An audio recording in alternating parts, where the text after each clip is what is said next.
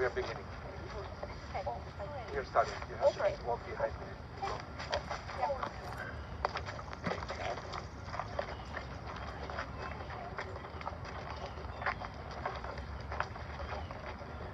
מזמור לדוד, אדוני רואי לא אכסר, בנהוג דשא ירביצני,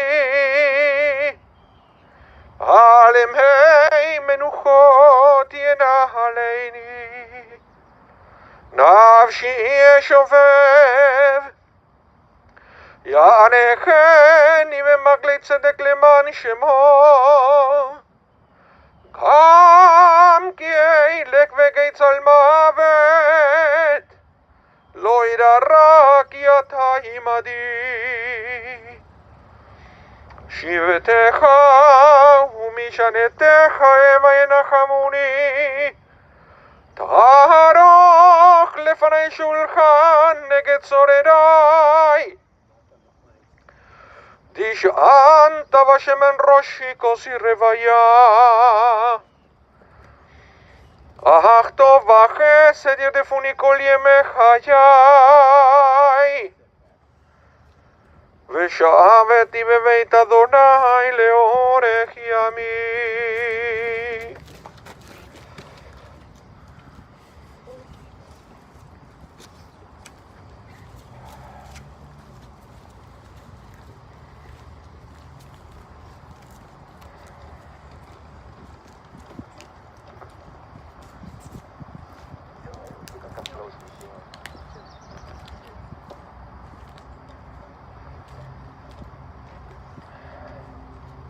The words of the 23rd Psalm, a Psalm of David. Adonai is my shepherd, I shall not want. Giving me repose in green meadows, leading me beside the still waters to revive my spirit. Guiding me on the right path, for that is God's essence. Though I walk through a valley of the shadow of death, I fear no harm, for you are with me. Your staff and your rod comfort me. You prepare a banquet for me in the presence of my foes. You anoint my head with oil, my cup overflows. Surely goodness and kindness shall be my portion all the days of my life, and I shall dwell in the house of Adonai forever.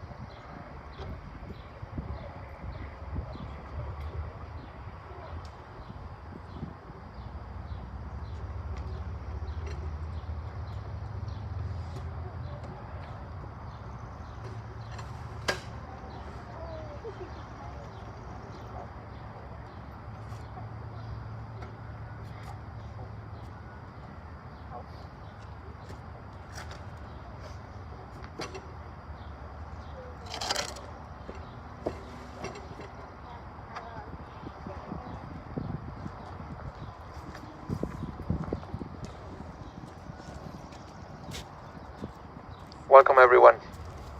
We welcome all of you who came in person, and also we welcome at this time everyone online. Thank you so much for tuning in.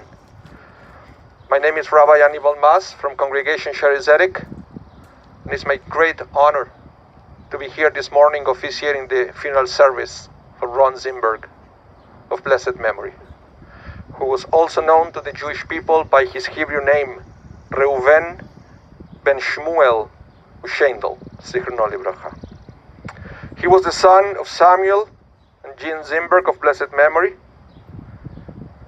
the husband of Bob Zimberg, the love of his life for some 57 wonderful years, the brother of Leslie Zimberg of blessed memory and Bubbles Yusim of blessed memory, the father of Stephen and Marina Zimberg, Alisa Zimberg, and Mike Kochan, the grandfather of Oliver and Stella. Ron passed away on Monday, May 9th, peacefully, with family by his side, at the age of 78. Acharei mot, kedoshim, emor. These are the names of 3 Torah portions. The first, Acharei mot, which translates as after death, was read 2 weeks ago. The second, Kedoshim, that translates as holy, was read last week. And the third, Emor, speak, it's been read this week. And the rabbis had the idea of combining the 3 names of the 3 Torah portions by suggesting that we should say Acharei mot, Kedoshim, Emor. After death, speak of holiness.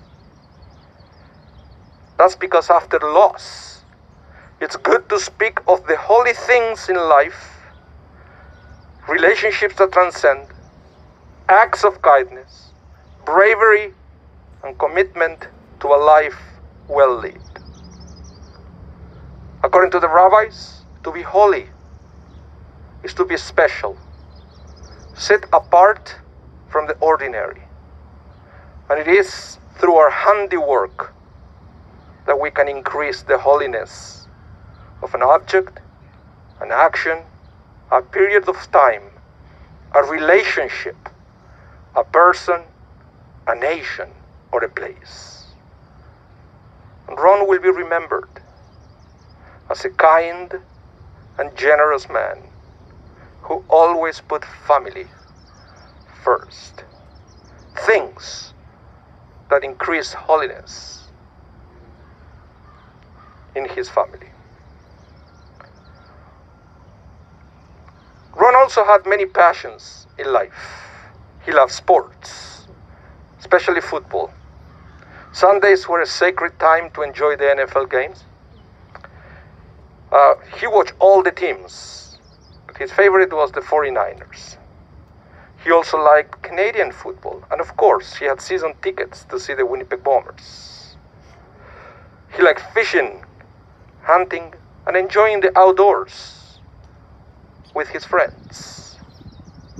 But perhaps his greatest passion were his fish tanks. Ron had a special love for tropical fish, passion that he was able to transform into a successful business. Fantastic's Tropical Fish and Supplies. Business that he ran not just with passion, but above all with honesty. That created loyal customers that would come from far away to buy at Ron's store because they wouldn't trust anyone else. Running a business with honesty is a way to infuse holiness into a store. According to Rabbi Abba ben Joseph bar Hama, known as Rabah, a 4th century Babylonian rabbi. According to him, when a person dies and comes before God, the first question he is asked is, did you deal honestly in business? The first question is not going to be, did you observe the Shabbat? It's not going to be, did you go to synagogue? It's not going to be, did you keep kosher? But did you deal honestly in business? And Ron excelled at that. Rabbi Yitzhak Breitovitz, a professor of the University of Maryland, explains how we conduct ourselves in business is not only a test of our love for God and our moral character. It is the acid test of whether religion is simply relegated to an isolated sphere of human activity. It is business ethics, one could say, above all, that shows God coexist in the world, rather than God and godliness being separate and apart. But Ron was much more than that. And to get to know more about his life and his legacy, I would like to invite now to Ron's daughter, Lisa, come to the microphone to eulogize her father.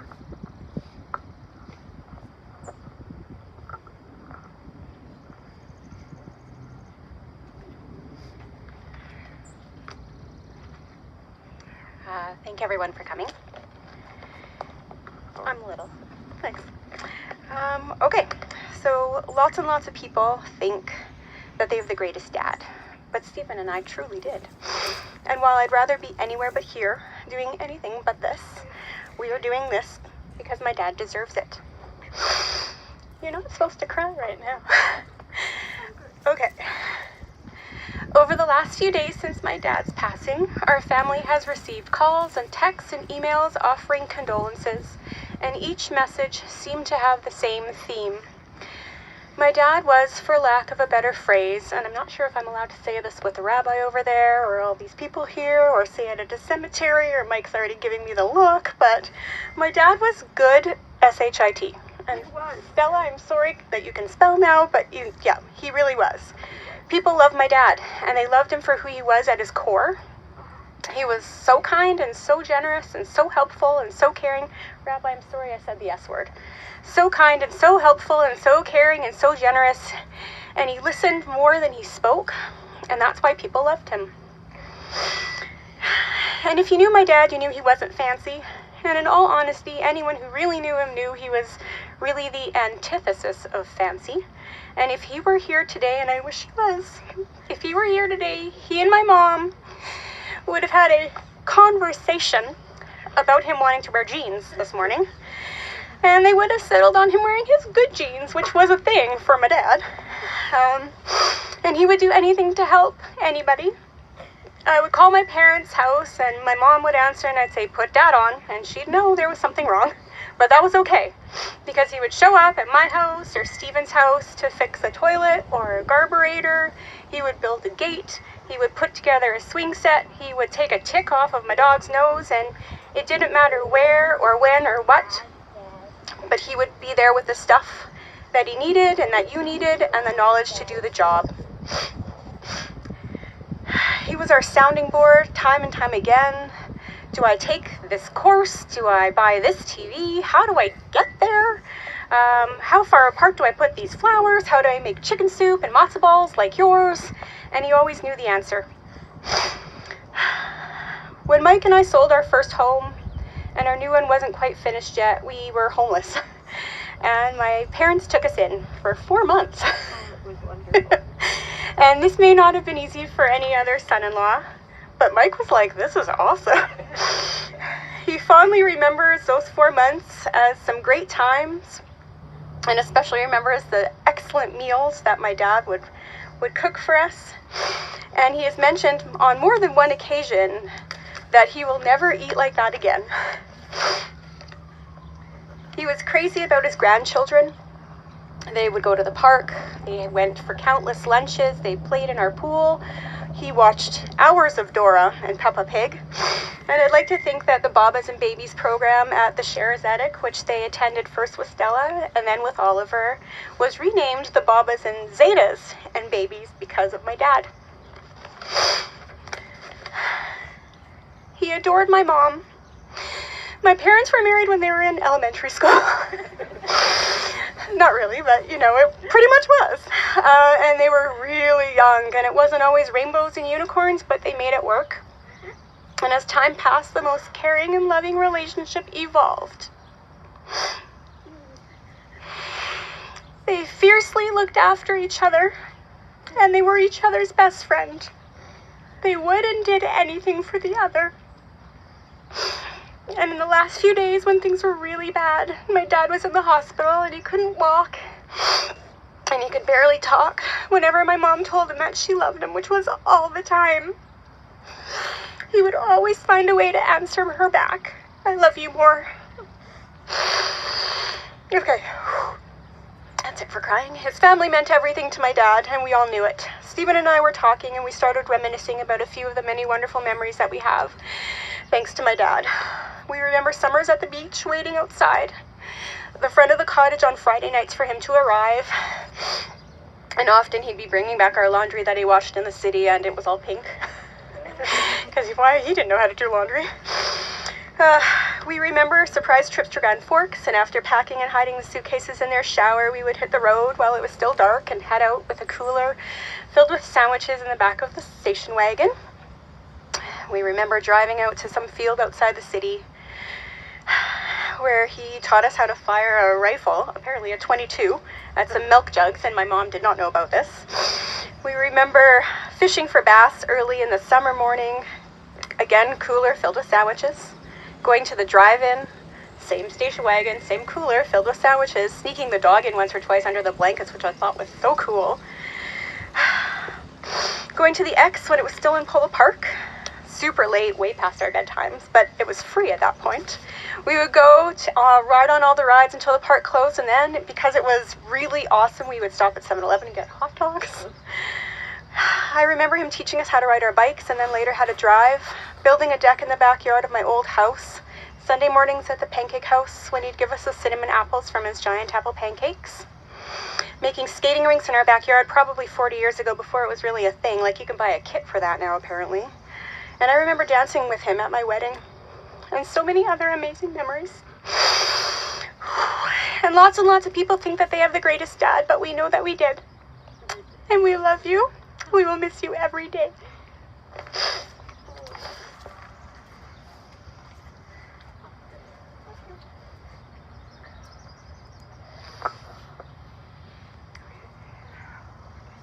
Thank you, Lisa. May the memory of Ron be a source of blessing and comfort. Let us all say Amen. Amen. I'm going to continue now with the memorial prayer, the El Maleh Rachamim.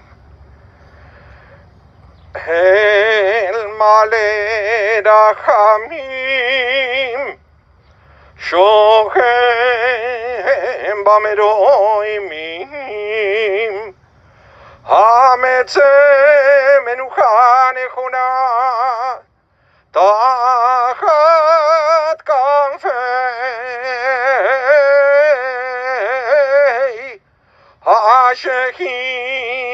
HaShechina Bema'alot Kedoshim Kedoshim Uteorim Kezoyer Rakim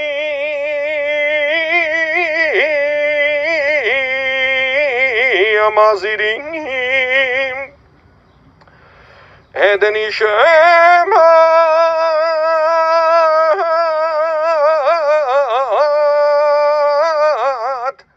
Edeni Shema Reuven Ben Shmuel Sheindel She'alach le'olamo Ba'avur Shanu mitpalelim Ve'ad atzkarat nishemato Began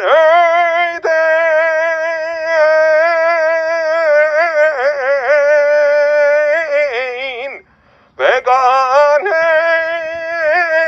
Eiden Tei Menuchato Lachem Balarachamim Ahastir Eyu Veseder Kenhav Avleulamim Utzeror Bitzror Achayim Achayim et Nishemato Adonai Unachalato Ve'yanuach Ve'shalom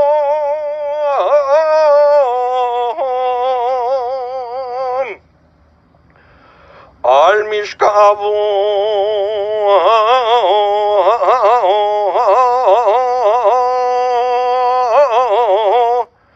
Ve'nomar Amen.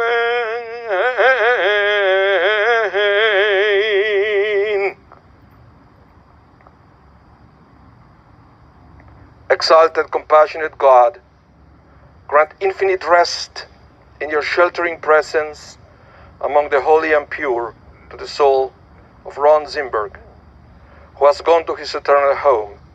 Merciful One, we ask that our loved one find perfect peace in your eternal embrace. May his soul be bound up in the bond of life. May he rest in peace. And let us all say, Amen. Please join me now in the recitation of the words of comfort, the words of the mourner's Kaddish.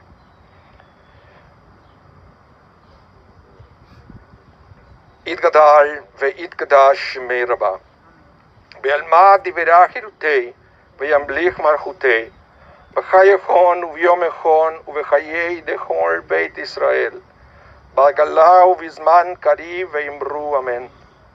Yehe shemer Rabah mevorach le'alam u'le'olmei olmaya, yitvarach ve'ishtavach ve'itpa'ar ve'itromam ve'itnaseh, ve'itadar ve'itale ve'italal, shemei dekudesha berihu, Leila min kol virchata veshirata, tushvechata venechemata, damiram be'alma v'imeru amen. Yehesh lama rava min shemaya, v'chaim aleinu, ve'al kol Israel v'imeru amen.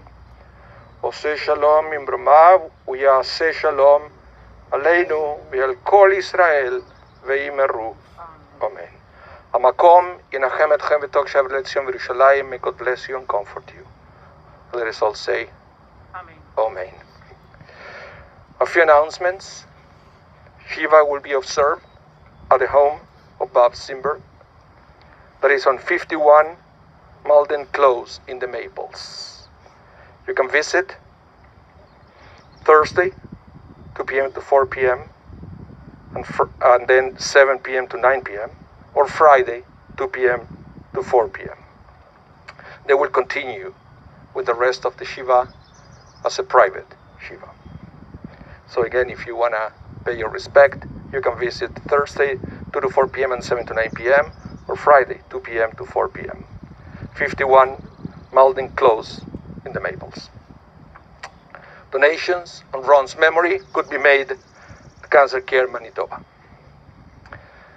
And now we have one more thing to do here, and this is a beautiful way to honor Ron's memory one more time, and that is by participating on the act of burial, by taking a shovel and to put some earth on top of the coffin. According to the rabbis, this is an act of chesed, an act of kindness, an act of loving kindness. So it's a beautiful way to pay tribute, performing this act of kindness to Ron and to honor his memory one more time. So I would like to invite immediate family first, and after Babs, Lisa, and Stephen take the shovel, everybody else here will have an open invitation to come forward, pick up the shovel, and to participate. After you do that, please feel free to return to your transportations. And thank you so much for coming out this morning. Thank you to all of you on the internet for tuning in.